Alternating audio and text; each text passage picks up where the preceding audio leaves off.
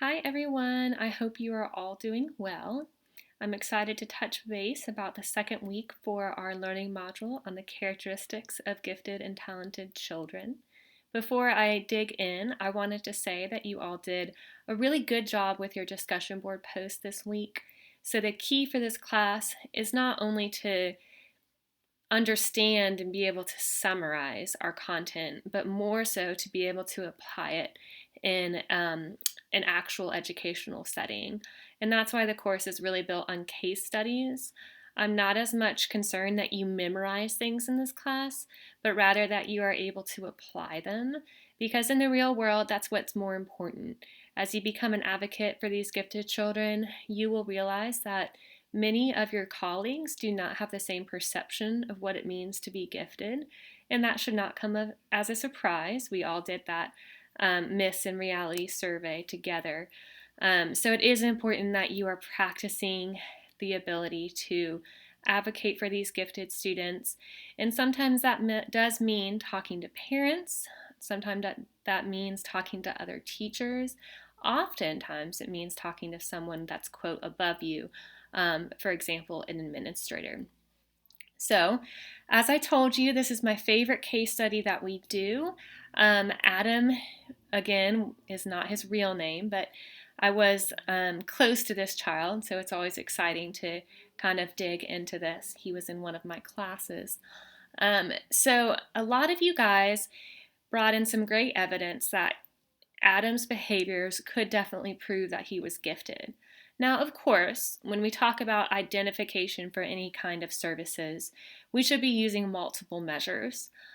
So, based on this one circumstance, can I 100% say he's gifted? Probably not, right? We would never just give the child one test and say whether he or she were gifted. So, it's in the same way. A lot of these gifted checklists are meant to be used over time. So it is important that you don't just look at a gifted child or child in terms of gifted behavior just once. This is something that you want to constantly be on that lookout for. When I'm doing professional development, I actually focus on a different gifted checklist that we will study later in the semester. And my request is that the teachers keep a laminated copy on their desk at all times, because it kind of helps them continually be looking for those behaviors. So, a few things in terms of Adam's story that definitely make me think he's gifted. And for many of you, you mentioned these. The first is his sarcasm. So, the fact that he says, "Do you want it good or do you want it done?" Is so classic of a gifted child. He is questioning authority. It sounds very rude, but in his mind, it makes total sense. He's seeing, I've got this time constraint. I'll go by your rules, but it won't be well done. And this is a very common thing for gifted children. No matter what age they are, they like to question authority. They like to question routine because they think that they know a better way. And sometimes they do. So, one thing that I'd like to suggest at this point, when we think about how to serve students who are gifted, is we can't always provide unlimited time.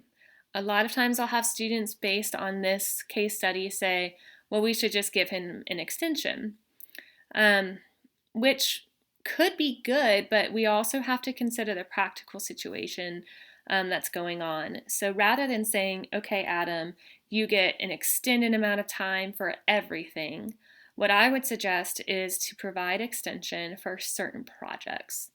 For example, sticking with this kind of early childhood example, my mom's a K4 teacher, and one thing that she does in her classroom is every child has a pizza box that they have decorated and made it their own. And anything inside that pizza box, they can work on for as long as they want to, and they never have to clean it up. Meaning they could be working on one activity, I think one child was making a board game and was super into it. They worked on that board game for weeks. That should tell you something: persistent, curious, interested. And since she had that avenue, they were able to work on one project the whole time. Um, Giving children constraints is actually shown to improve their creativity. So we don't just want to say there's no rules, but we do want to allow that ongoing thought, that ongoing work in a more of a constrained manner. A lot of people will call that discretion. So if we want to encourage students to apply their creative thinking in the real world, we also have to teach them discretion. In other words, when is that appropriate? At times, we have got to go by the books. I don't want you to give me creative CPR if I'm dying. I do not want my pilot to be creative in the way that he is landing my plane. So there are times where we need to be very by the books and we need to follow a deadline. And then there are times where we should be more creative. So allowing Adam to have some avenue for that ongoing, persistent work, but also helping him see that not everything is able to have that extended deadline in terms of the actual world. So, yes, his sarcasm, great indicator of giftedness. Also, and I was happy to see a lot of you mention this, if you look carefully at his drawing of the turkey, it's very anatomically correct. Several children, if they're drawing at this age, they'll draw like a huge smiley face on the entire turkey. This is not that case. You'll actually see that the face is fairly small and is actually looking toward the side, so it's very realistic and includes a lot more detail. So that's another indicator that he would be gifted, as well as the pretty intricate shading that he's doing. All of that to be said, again, I really want to stress I cannot determine Adam is gifted based on this one product. So we'd have to see the process that he uses. I would love to hear his explanation of why he used shading for the feathers. I would love to hear more about his thought process. I would like to see him continue to work on this project and see what else he may do. Again, his questioning of authority is also an indicator of giftedness. So these are things that if I were his instructor, I would definitely be keeping up with. You will notice that it created some problems in terms of the parental relationship, and that is another thing I want you guys to be really thoughtful about as you enter the field. You are the advocate for gifted children, and very few people really understand what giftedness looks like. So it's important that you take a step back and remember what are the myths and what are the realities.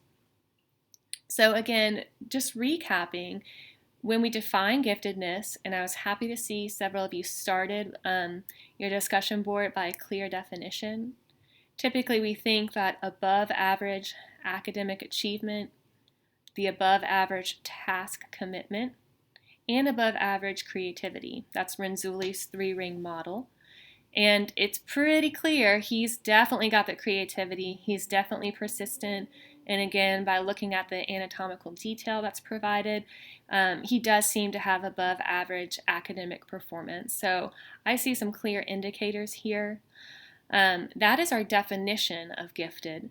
But then I think it's important that you also consider the characteristics of gifted children.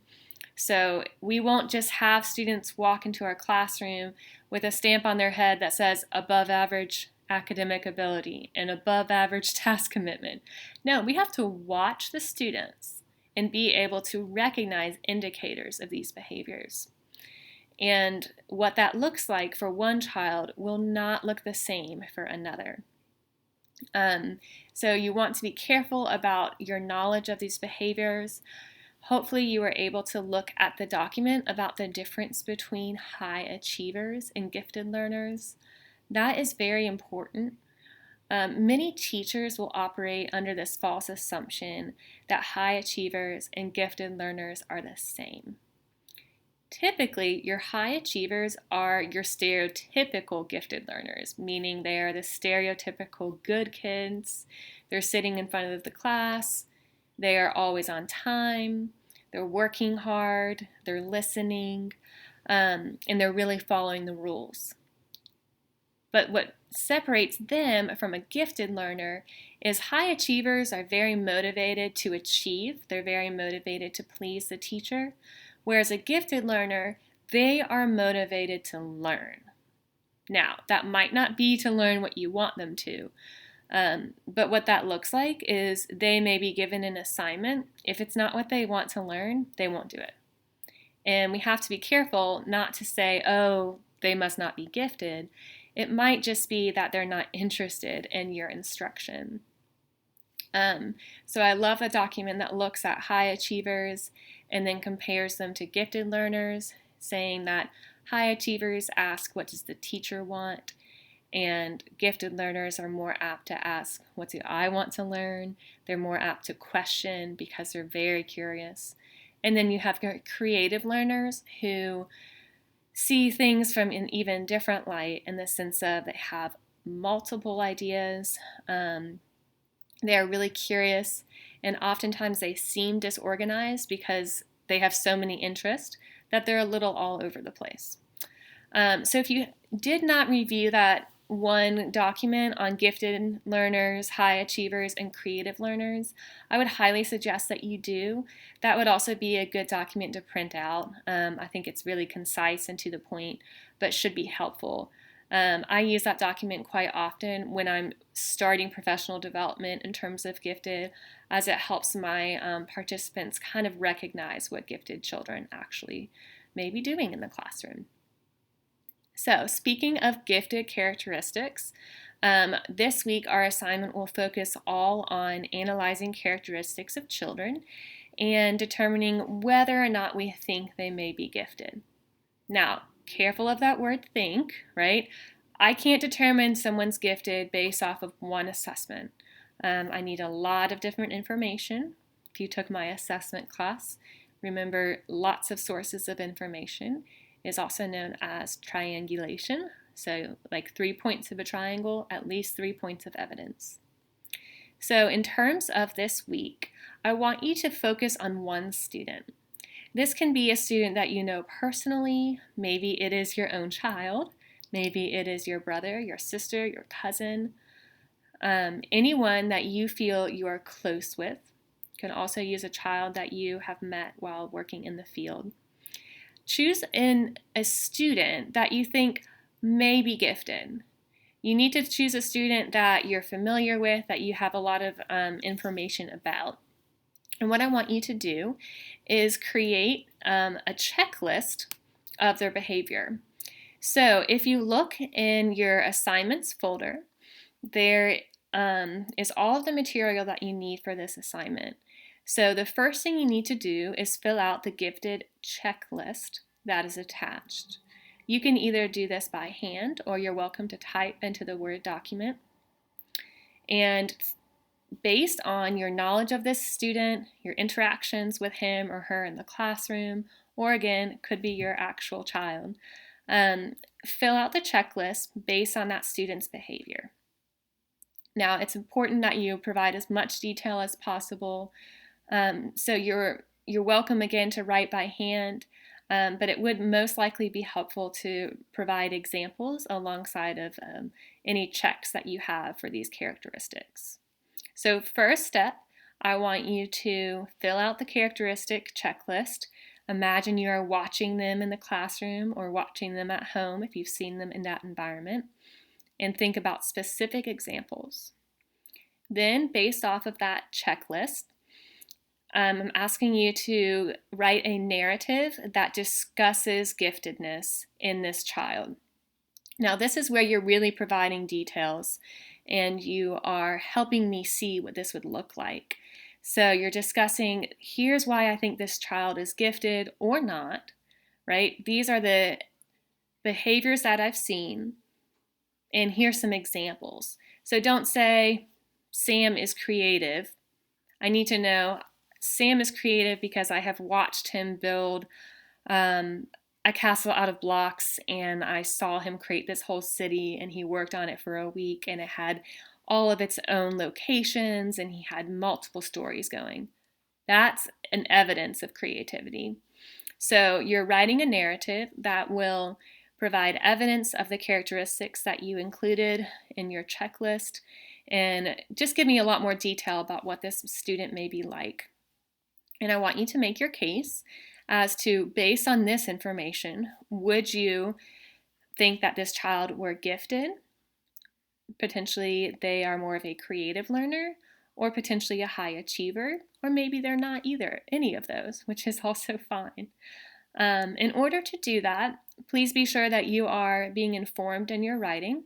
So if you look in your rubric for this assignment, I'm asking you to use at least 3 sources from your library. So as you are providing this narrative and discussing examples of these characteristics, make sure that you are providing further evidence for your discussion by citing some of your sources. I do ask that you attach your checklist along with your narrative so I can see the whole thought process. So again, here we are applying the material. I don't want you to be concerned about memorizing these characteristics.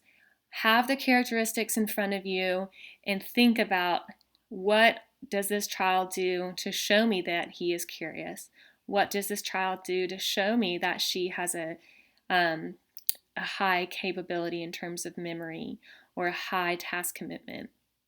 So first step, you're completing the checklist. Second step, you're writing a narrative that includes your sources to provide evidence about whether or not you think that child is gifted. Just like all of your other assignments, this will be due on Sunday evening. And this is a really great assignment for you to start thinking about what all of our content actually looks like in the field. Again, you guys are doing great work. Please know that I am 100% looking at your discussion board posts. I kind of go back and forth in terms of actually providing feedback on that post, because I think it's very valuable for you to be interacting more with each other as your peers. And then when I grade, I'm able to give that one-on-one feedback. So don't think that my silence means that I'm not involved. You guys are doing a great job. And as always, please feel free to come to me with any comments or questions that you may have. Thanks.